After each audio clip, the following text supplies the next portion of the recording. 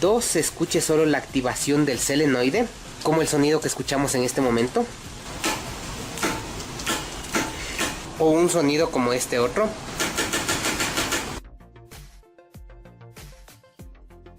Este es el tercer video de la serie que estoy realizando acerca de los motores de arranque. Para quienes hayan llegado directamente aquí, les recomiendo que puedan ver los primeros videos de la serie, que se los dejo en el icono que tiene la forma de la letra I dentro de un círculo blanco que se encuentra en este costado de la pantalla.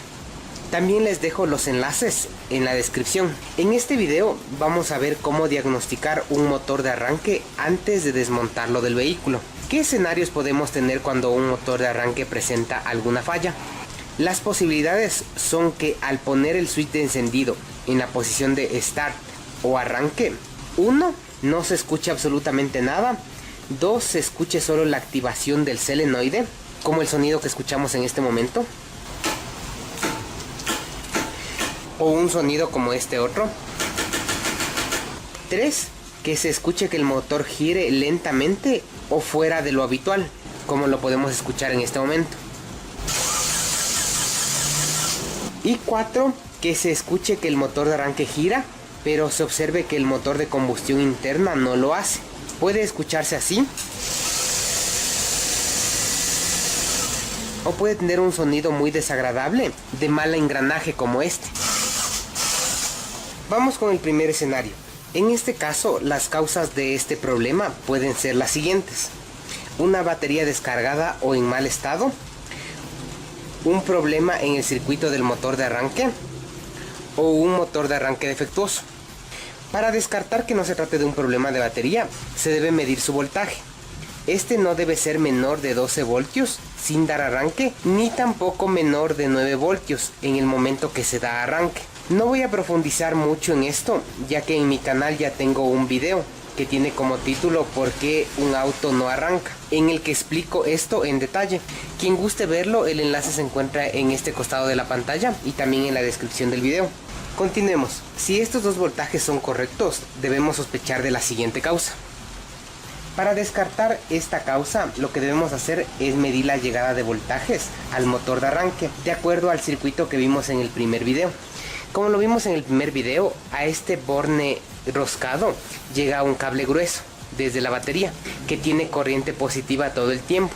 Así que lo que nosotros debemos hacer es colocar la punta negra del voltímetro en el borne negativo de la batería y la punta roja la vamos a colocar en este borne roscado, y debemos tener el mismo voltaje de batería, o como máximo medio voltio menos del voltaje de batería por la caída de voltaje. Si no obtenemos ningún voltaje en este borne, significa que el cable grueso que va desde ahí hasta la batería en algún lugar está roto o suelto y tenemos que inspeccionar eso. Si encontramos un voltaje inferior al de la batería en más de medio voltio, significa que ese cable presenta demasiada resistencia. Puede deberse a que exista mucha corrosión en los contactos o algo por el estilo, pero primero debemos solucionar ese problema y continuar con las pruebas. Si ese voltaje fuera correcto, lo que pasaríamos a controlar es la llegada de masa o tierra en el motor de arranque, para lo cual colocaríamos la punta roja de un voltímetro en el borne positivo de la batería y la punta negra la llevaríamos directamente a la carcasa del motor de arranque.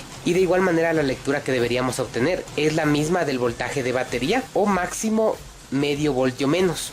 Si al momento que realizamos esta medición no tenemos ninguna lectura, significaría que el cable grueso que va desde el borne negativo de la batería hacia el motor de combustión interna en algún lugar se encuentra de igual manera roto o suelto. Si la lectura que obtenemos es inferior al voltaje de batería en más de medio voltio, significaría de igual manera que este cable tiene demasiada resistencia. Puede ser que no esté haciendo bien contacto o algo por el estilo, y debemos solucionar este inconveniente y continuar con las pruebas.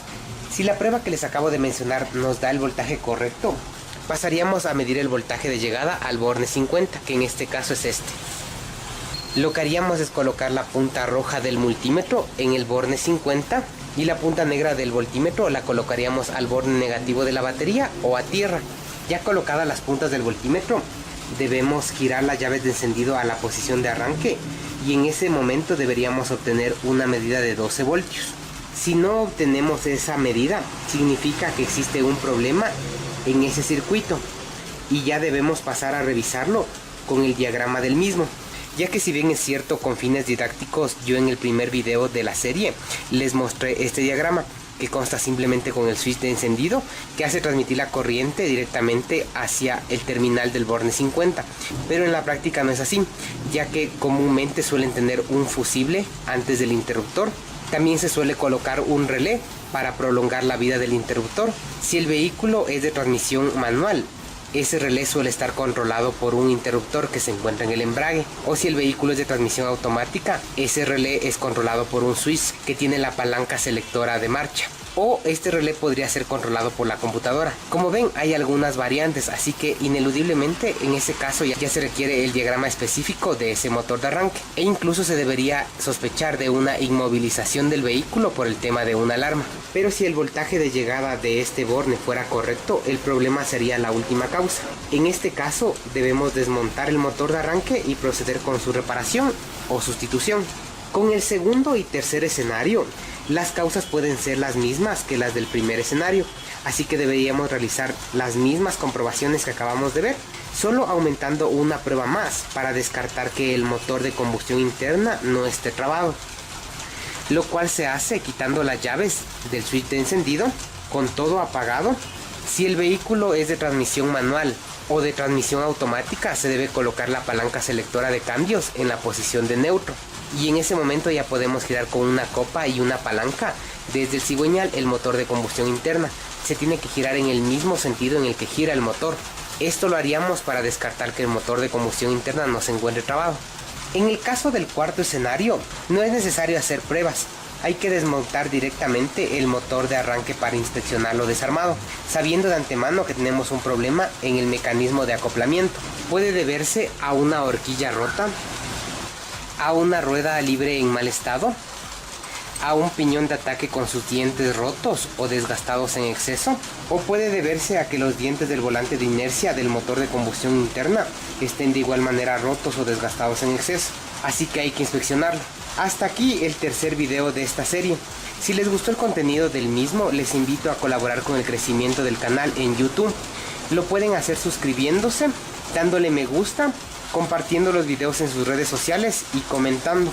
De antemano, gracias y hasta la próxima.